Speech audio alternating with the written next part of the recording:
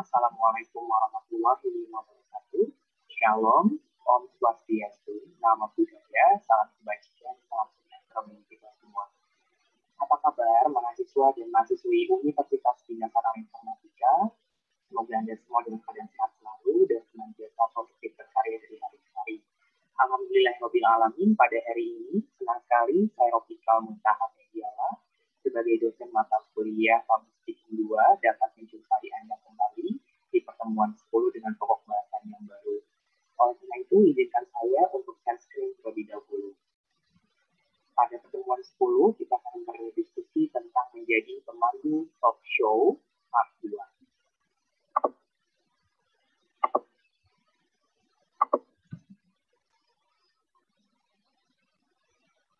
Baik teman-teman, sudah terlihatkah di layar monitor komputer ataupun layar handphone Anda materi kita hari ini tentang pemandu talk show 2? Saya rasa sudah ya.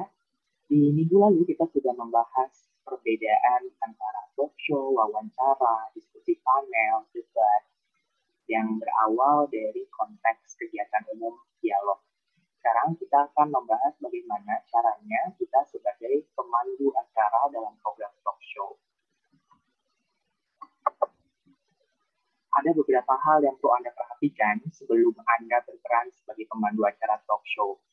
Sebelum Anda melakukan wawancara yang akan disiarkan secara langsung, baik di radio maupun di televisi, sebagai pemandu acara talk show, Anda harus manfaatkan saat-saat sebelum on air kepada narasumber yang Anda undang dengan melakukan pendekatan. Karena biasanya narasumber juga akan sudah datang ke studio sekitar setengah jam atau 15 menit sebelum acara dimulai.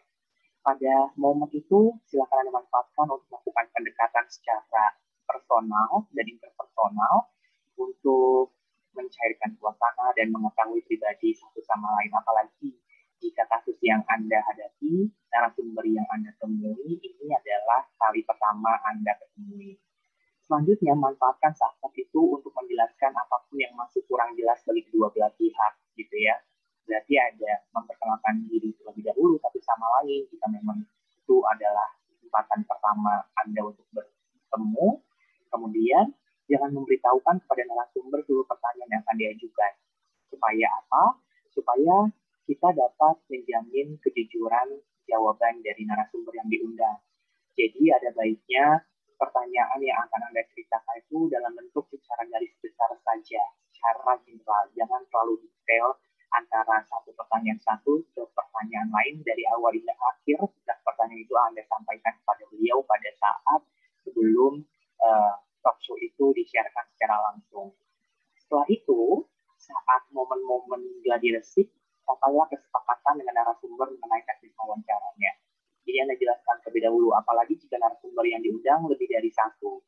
Mungkin Anda dapat menjelaskan bagaimana mekanismenya, siapa dulu yang akan diwawancarai, lalu giliran kedua siapa, lalu setelah sesi pertama usai, apakah yang akan dilakukan, apakah ada perdebatan, atau cukup sampai di situ saja, dan lain sebagainya.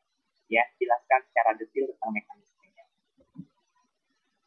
Sebagai seorang pemandu acara talk show, tentu Anda dituntut membuat pertanyaan. Pertanyaan itu dituntut dibuat dalam suatu draft dengan beragam atau bermacam-macam. Ya, sesuai dengan topik yang memang sedang dibahas dan juga tuntutan dari produser televisi atau radio Anda. Maka buatlah pertanyaan yang beragam, yang relatable. Jadi jangan membuat pertanyaan yang beragam tetapi tidak ada relevansinya dengan wewenang dan kapasitas bintang tamu yang Anda undang di studio. Dan rumuskanlah pertanyaan dengan kalimat pendek, sederhana, dan kata-katanya mudah dimengerti sehingga cepat ditangkap oleh narasumber dan cepat dicerna dan cepat dijawab. Dibandingkan Anda membuat pertanyaan dengan kalimat menjemuk, baik secara ataupun bertingkat, yang berbelit-belit terdengarnya sehingga narasumber pun juga menjadi bingung menjawabnya. Selanjutnya, pemandu talk show sebaiknya tidak menyatakan sesuatu berdasarkan apa yang dirasakannya sendiri. Inilah yang disebut dengan unsur logos yang harus ada dalam setiap pemandu acara. Jadi, dalam mengungkapkan pertanyaan pun juga harus disertai dari landasan research atau penelitian yang sudah Anda lakukan sebelumnya. Gitu. Jadi jangan berdasarkan emosional atau sentimental pribadi terhadap narasumber yang Anda undang. Tapi cross check sebelumnya, baik di media massa yang sudah diberitakan. Kemudian, pemandu acara dalam program talk show juga diizinkan untuk membuat pertanyaan nakal. Pertanyaan nakal di sini biasanya diperuntukkan bagi narasumber-narasumber yang mungkin sedang tersandung kasus kontroversial. Entah itu kasus korupsi atau entah itu kasus kasus yang lainnya dan perdagangan dan lainnya. Dan lagi-lagi dalam membuat pertanyaan, Anda memang diizinkan untuk melontarkan pertanyaan nakal, tapi mohon disusun diksi atau pilihan katanya agar narasumber pun tidak merasa disudutkan atau dijustifikasi dengan pertanyaan Anda. Jadi, pertanyaan yang menggiring bisa mempertegas jawaban narasumber, tapi bisa juga membuat sewot narasumber siap antisipasi berbagai reaksinya. Ya, jadi Anda harus dapat mengetahui konsekuensinya ketika Anda melemparkan pertanyaan nakal. Oleh karena itu, untuk menjamin suasana wawancara berjalan kondusif dan narasumber juga nyaman dalam menjawab pertanyaan Anda, lemparkan pertanyaan nakal dengan balutan kata-kata yang enak didengar dan etis. Jangan terkesan melemparkan pertanyaan yang sifatnya menjustifikasi atau terlalu menyudutkan narasumber. Karena memanusiakan manusia itu sangat penting di dalam setiap kegiatan. Yang ketiga, jangan ikut merasa panas ke narasumber menjadi sewot, ya. Atau istilahnya jangan menjadi baper juga ketika reaksi yang kamu lihat ketika pertanyaan nakal itu dilemparkan kepada narasumber dan narasumber menjadi panas. Karena api dilawan dengan api, ya nanti suasananya menjadi semakin tidak kondusif. Pertanyaan nakal itu adalah pertanyaan yang sifatnya kontroversial, gitu ya, yang sangat sensitif untuk ditanyakan kepada narasumber. Dan sensitif bukan sembarang sensitif, tetapi pertanyaan ini perlu dilemparkan karena representasi dari keinginan pendengar dan penonton juga di rumah. Apalagi narasumber yang kamu undang ini adalah tokoh publik yang mungkin sedang tersandung kasus-kasus tertentu. Jadi tangkaplah apa kira-kira jawaban narasumber justru sebelum kita mengajukan pertanyaannya.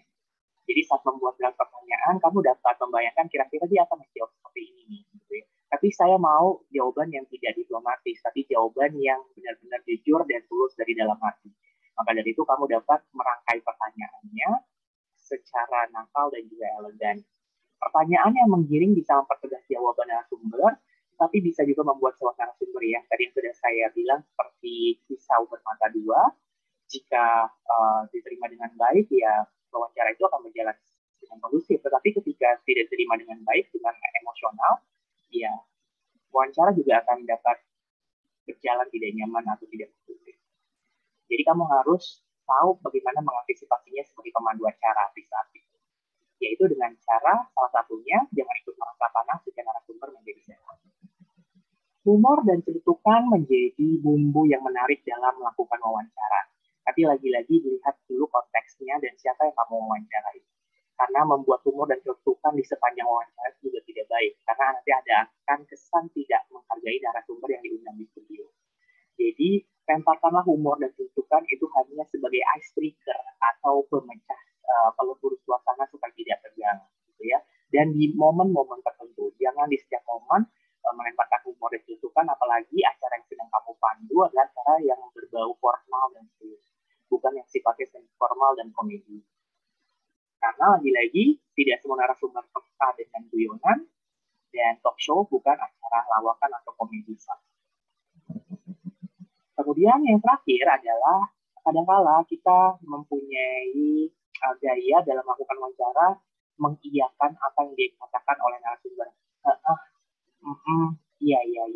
Nah, itu adalah kebiasaan yang kurang baik untuk didengar dan dilihat, gitu ya. Mungkin bagi sebagian orang itu merupakan salah satu apresiasi atau cara menghargai wawancara saat mendengar jawaban dari narasumber. Tapi sebagai konteks pemandu acara talk show yang profesional, tak perlu kita memberikan respon sedemikian seringnya. Dan ya. Cukup menganggukkan kepala atau melihat mata dari lawan bicara kita, dan kita dapat melanjutkan kepada pertanyaan selanjutnya. Jadi, jangan mengganggu suasana wawancara dengan kebanyakan memberikan respon, iya. Nah, itu kurang elok untuk didengar oleh penonton penonton baik di radio maupun di televisi. Jadi jagalah kecepatan wawancara dengan mendengar para pendengar dan juga melakukan kontak mata kepada beliau karena mereka merasa dihargai saat diundang dan ditanya oleh Anda sebagai pemandu acara. Dan sering-seringlah mengulang nama dan box tahu jabatan narasumber untuk mempertegas kapasitas beliau kepada pendengar atau penonton yang mungkin baru saja menonton atau mendengar siaran talk show Anda. Seperti itu. Demikian materi pada pertemuan 10 yang saya jelaskan pada hari ini. Semoga dapat dimengerti dengan mudah. Dan terima kasih atas partisipasinya. Assalamualaikum warahmatullahi wabarakatuh.